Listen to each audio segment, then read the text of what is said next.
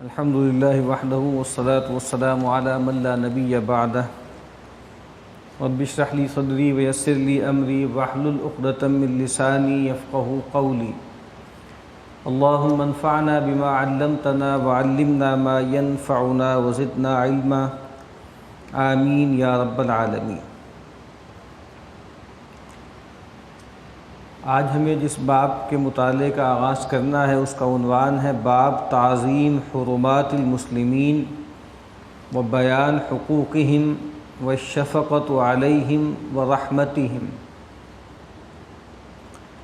مسلمانوں کی حرمتوں کی تعظیم کا بیان، ان کے حقوق کا بیان، ان کے اوپر شفقت کا معاملہ کرنا اور ان کے ساتھ رحمت کا رویہ اختیار کرنا۔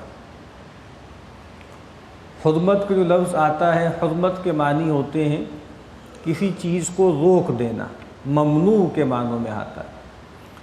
کچھ چیزیں اللہ تعالیٰ ممنوع کر دیتے ہیں اپنی قوت تسخیر سے، جبر سے۔ اس طرح بنی اسرائیل کے بارے میں آیا کہ فَإِنَّهَا مُحَرَّمَةٌ عَلَيْهِمْ 40 سنہ، کہ وہ جو ارض مقدس تھا وہ ان کے لیے 40 سال کے لیے حرام قرار دے دیا گیا۔ وَحَرَامٌ عَلَى الْقَرْيَةِ الَّتِي، اور ہم نے حرام ٹھہرا دیا ان پر کہ وہ جس بستی سے ان کو نکالا گیا تھا وہ دوبارہ اس میں داخل نہیں ہوں گے۔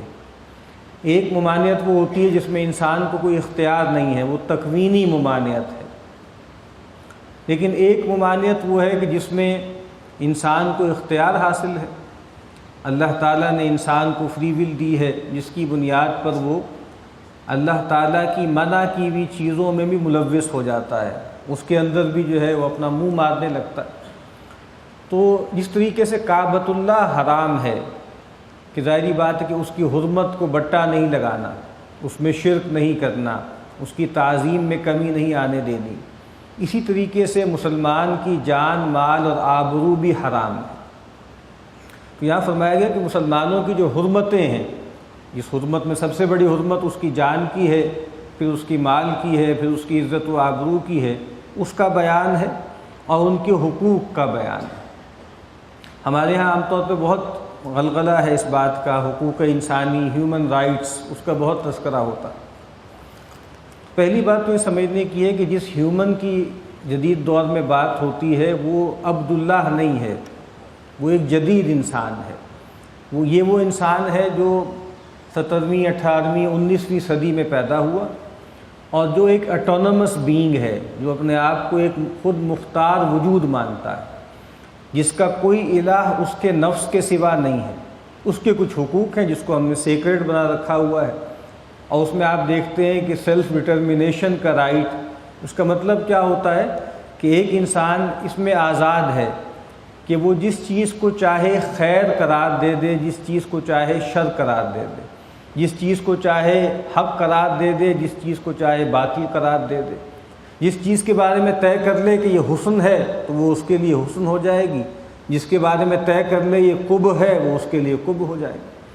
تو اس کو کہا جاتا تھا نا، پرانے فلسفی کا ایک قول تھا کہ مین از دا میئر آف آل تھنگس۔ یہ جدید آدمی ہے کہ ہر چیز کا پیمانہ انسان ہے۔ تو ہیومن رائٹس بہرحال ایک جدید تصور ہے۔ ہم اللہ کے بندے ہیں، عبداللہ ہیں، عباد الرحمن ہیں، اور اس کی حیثیت سے اللہ، اس کے رسول صلی اللہ علیہ وسلم نے ایک دوسرے کے حوالے سے ہم پر کچھ حقوق عائد کیے، تو اس کا مطالعہ ان روایتوں میں آئے گا۔ اور پھر تذکرہ کیا کہ ان کے ساتھ شفقت کا معاملہ کرنا۔ شفقت اور رحمت اور رافت ملتے جلتے الفاظ ہیں، لیکن شفقت میں ایک خاص عنصر پایا جاتا ہے اور وہ خوف کا ہے، وہ وجل کا ہے۔ اشفاق کو کہتے ہیں خوف کو، ڈر کو۔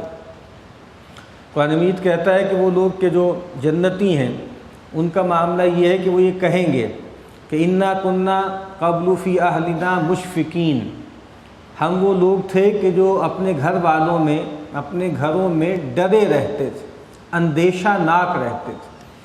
تو ہم جو کہتے ہیں نا کہ ہمیں بچوں کے ساتھ شفقت کرنی چاہیے، اپنی اولاد کے ساتھ شفقت کرنی چاہیے، یہ شفقت وہ ہے جس میں ایک خوف کا عنصر شامل ہے کہ ہم ان کی ایسی پرورش کریں اور ان کی پرورش کرتے ہوئے اپنے گھر والوں کی اس بات کا دھیان رکھیں کہ کہیں یہ لوگ جہنم کا شکار نہ ہو جائیں۔ قوا انفسکم واہلیکم نارا، ایسا رویہ محبت کا، ایسا رویہ رافت کا، رحمت کا، الفت کا، جس میں اندیشہ شامل ہے۔ ورنہ تو ظاہر بات ہے آپ بگاڑ دیں گے، دنیاوی پلین پہ بھی آپ دیکھ لیں کہ اگر آپ کو اندیشہ نہ ہو یہ بچے بگڑ جائیں گے، دنیا میں برباد ہو جائیں گے، اور آپ ان کے ساتھ ایسا لاڈ پیار کریں کہ ان کو کہیں کا نہ چھوڑے، لوگ اس کا تو خیال رکھتے ہیں، لیکن اسلام یہ کہتا ہے کہ سب سے بڑا اشفاق یہ ہونا چاہیے کہ یہ جو ہماری اولاد ہے اللہ تعالیٰ کی طرف سے ہمارے پاس ایک امانت ہے، ہمیں ان کے معاملے میں ڈرتا کانپتا رہنا ہے کہ ہم ان کے ساتھ کوئی ایسا رویہ اختیار نہ کریں کہ یہ غلط راہوں پہ پڑ جائیں، یہ دنیا ہی کو مقصود بنا لیں، اور پھر ان کے ساتھ رحمت کا معاملہ کرنا، محبت کا معاملہ کرنا۔ تو اس طرح امام صاحب کا معمول ہے کہ شروع میں کچھ قرآن مجید کی آیات لے کر آتے ہیں، اس کے بعد پھر نبی اکرم صلی اللہ علیہ وسلم کے اقوال لے کر آتے ہیں۔ تو پہلے سورہ حج کی آیت نمبر 30 ہے، اس کا ایک ٹکڑا ہے، اعوذ باللہ من الشیطان الرجیم، بسم اللہ الرحمن الرحیم، وَمَن يُعَظِّمْ حُرُمَاتِ اللَّهِ فَهُوَ خَيْرٌ لَهُ عِندَ رَبِّهِ، اور جو اللہ تعالیٰ کی حرمتوں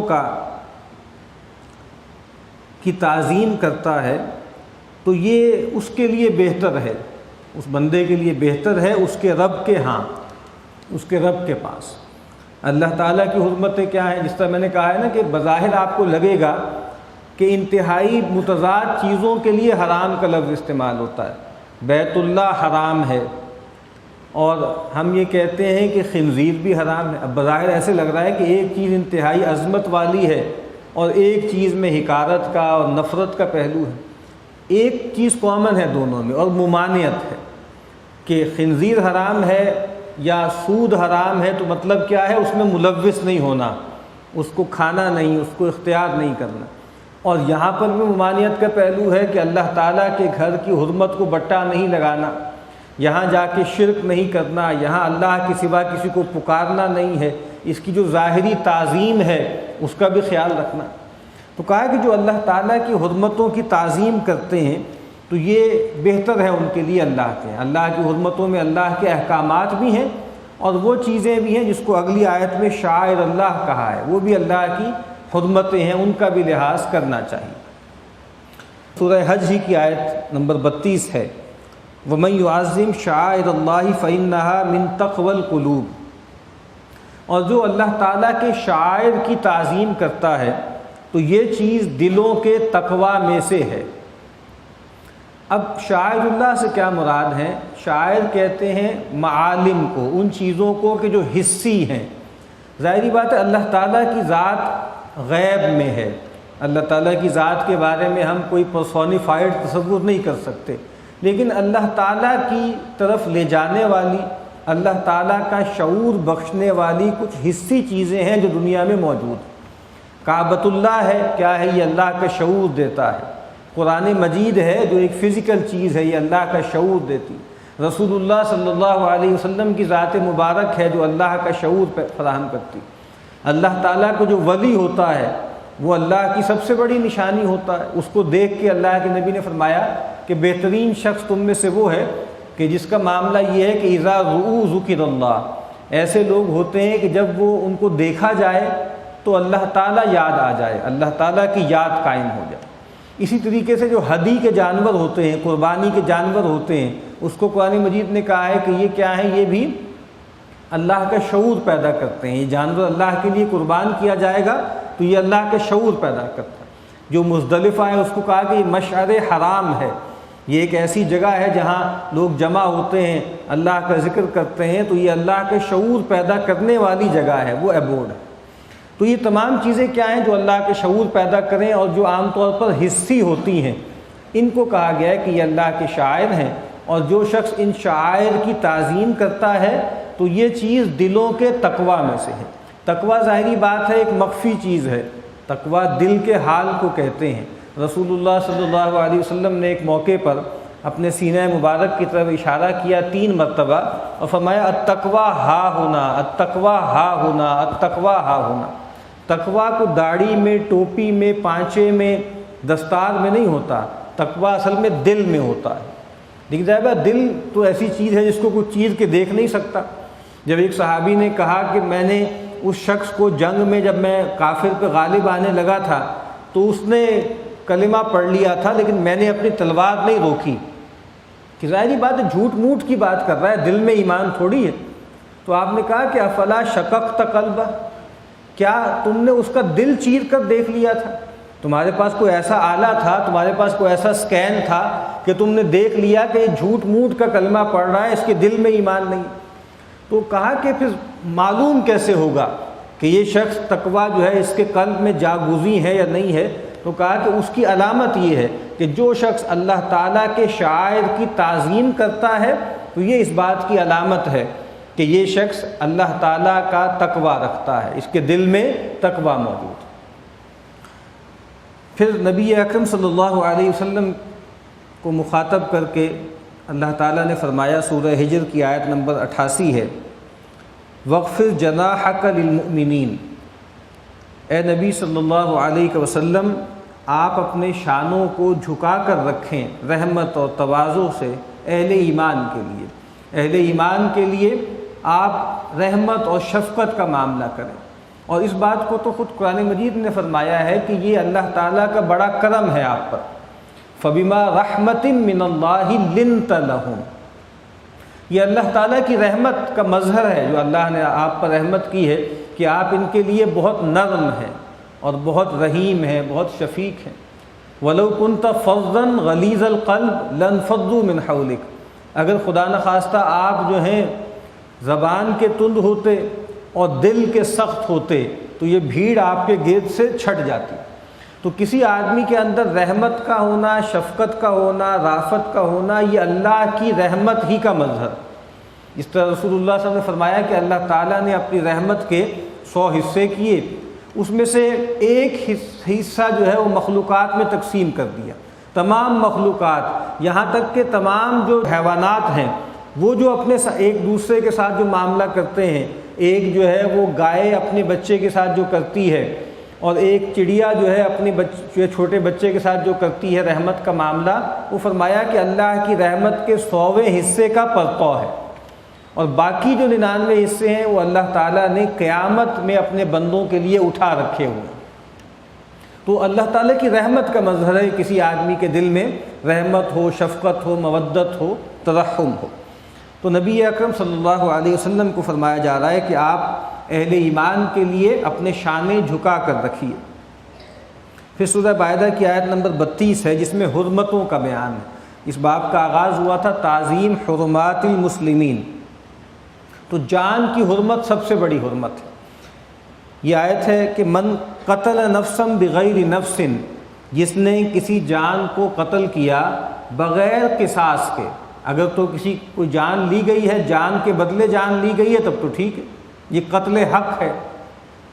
او فساد فی الارض، یا زمین میں فساد برپا کرنے کے لیے، قطاع الطریق ہیں، باغی لوگ ہیں، بغاوت کرنے والے ہیں، یہ سب لوگ کون ہیں؟ یہ زمین میں فساد برپا کرتے ہیں، تو ان کو قتل کر دیا جائے گا۔ خود قرآن مجید نے کہا کہ انما جزاء الذین یحاربون اللہ ورسولہ ویسعون فی الارض فسادا ان یقتلوا او یصلبوا او تقطع ایدیہم وارجلہم من خلاف او ینفوا من الارض، کہ جو لوگ زمین میں فساد برپا کرتے ہیں، اللہ اس کے رسول سے جنگ کرتے ہیں، ان کی سزا ایک تو یہ ہے کہ بے رحمی سے قتل کر دیا جائے ان کو، یا یہ ہے کہ ان کو سولی دے دی جائے، یا یہ ہے کہ ہاتھ اور پاؤں مخالف سمتوں سے کاٹ دیے جائیں، یا ان کو زمین سے جلا وطن کر دیا جائے، بے دخل کر دیا جائے۔ تو کہا کہ اگر کوئی فساد فی الارض کا مرتکب ہے تو تھرو پراپر چینل اس کی جان لی جائے گی، اگر کسی نے کسی کو قتل کیا ہے تو ریاست کے ذریعے اس کا قصاص لیا جائے گا۔ تو کہا کہ جس نے ان دونوں کے بغیر، نہ تو جان کے بدلے جان تھی، نہ فساد فی الارض کا معاملہ تھا، کسی نے اگر کسی جان کو قتل کیا فکأنما قتل الناس جمیعا، تو گویا یہ ایسے ہے کہ اس نے تمام انسانوں کو قتل کیا۔ ایک تو اپنی عاقبت کے اعتبار سے ہے، ایک آدمی کو قتل کرے تب بھی آدمی جہنمی ہے، 10 کو کرے تب بھی جہنمی۔ خود قرآن مجید نے کہا ہے کہ جو کسی مومن کو قتل کرتا ہے تو کہا کہ مؤمنا متعمدا فجزاؤہ جہنم خالدا فیہا، کہ جو کسی مومن کو جانتے بوجھتے قتل کرے تو اس کا ٹھکانہ جہنم ہے، اس کا بدلہ جہنم ہے، وہ اس میں ہمیشہ ہمیشہ رہے گا۔ تو ایک جان لینے کی پاداش اتنی بڑی ہے کہ اس کی بنیاد پر اس کو ہمیشگی کی جہنم مل سکتی۔ ایک روایت ہے جو پچھلے باب میں سے رہ گئی تھی، اس کا اسی سے تعلق ہے۔ سیدنا عبداللہ ابن عمر رضی اللہ تعالی عنہما فرماتے ہیں کہ رسول اللہ صلی اللہ علیہ وسلم نے فرمایا لن یزال المؤمن فی فسحۃ من دینہ ما لم یصب دما حراما، مومن اپنے دین کے معاملے میں وسعت میں، کشادگی میں، اللہ کی رحمت میں رہتا ہے جب تک اس تک کوئی حرام خون نہ پہنچے، جب تک کوئی آدمی کسی کی جان نہ لے نا، اس وقت تک بڑی گنجائشیں ہیں، اللہ تعالیٰ معاف کرنے والا ہے، اللہ تعالیٰ رحمت کا معاملہ کرنے والا ہے۔ لیکن کہتے ہیں کہ وہ اپنے لیے اللہ کی رحمت، اللہ کی وسعت، اللہ کی طرف سے جو سماحت ہے اس کا دروازہ بند کر لے گا اگر وہ کسی شخص کو جانتے بوجھتے حرام طریقے سے قتل کرے۔ تو کہا کہ مومن اپنے دین کے معاملے میں وسعت میں، کشادگی میں اللہ کی رحمت کا مستحق رہتا ہے جب تک کہ اس پر کوئی حرام خون نہ آ جائے۔ اگر اس کی گردن پر الزام ہے کہ اس نے کسی شخص کو ناحق قتل کیا ہے، اب وہ کشادگی سے نکل گیا، وہ اللہ کی رحمت سے نکل گیا۔ یہاں پر فرمایا کہ جو شخص کسی ایک شخص کو بھی قتل کرتا ہے تو ایسا ہی ہے کہ جیسے اس نے تمام انسانوں کو قتل کیا۔ اور اس لحاظ سے بھی ہے تمام انسانوں کو قتل کیا کہ اگر یہ چلن عام ہو جائے اور لوگوں کی جانوں کی حرمتیں نہ رہیں تو الٹیمیٹلی تو پھر سب سے طاقتور ہی باقی رہے گا، اپنے باقی تمام مخالفین کو تو لوگ قتل کرتے چلے جائیں گے۔ تو کہا کہ جس نے ایک جان کو قتل کیا اس نے گویا پوری انسانیت کو قتل کیا۔ وَمَنْ أَحْيَاهَا فَكَأَنَّمَا أَحْيَا النَّاسَ جَمِيعًا، اور جس نے کسی ایک جان کی زندگی کا بندوبست کیا تو گویا اس نے تمام انسانوں کو زندگی دے دی۔ اب زندگی دینے کا کئی مطلب ہو سکتے ہیں۔ ایک مطلب تو یہ ہو سکتا ہے کہ بھائی قصاص تھا، ولی موجود ہیں مقتولین کے اور وہ معاف کر دیں، درگزر کر دیں، تو گویا ایک لحاظ سے انہوں نے سینکشن کر دی نا، جان غیبت اللہ کے ہاتھ میں ہے، لیکن اس وقت ولی کا اختیار ہوتا ہے، چاہے تو جان کے بدلے جان کا مطالبہ کرے، تو اس نے عفو درگزر کا معاملہ کر دیا۔ اور اسی طرح قاتلوں کو زندگی دے دینا۔ رسول اللہ صلی اللہ علیہ وسلم جو ہیں ان کے جو جان کے پیاسے تھے اور آپ کے ساتھ طرح طرح کے مظالم کرنے والے تھے، وہ کھڑے ہوئے تھے فتح مکہ کے دن، لیکن آپ نے کیا فرمایا کہ اذهبوا فانتم الطلقاء لا تثریب علیکم اليوم، تم سب چلے جاؤ یہاں سے اور تمہارے اوپر کوئی دار و گیر نہیں ہے، تم پر کوئی الزام نہیں ہے، تم سارے کے سارے آزاد ہو۔ تو یہ رحمت ہے، یہ شفقت ہے۔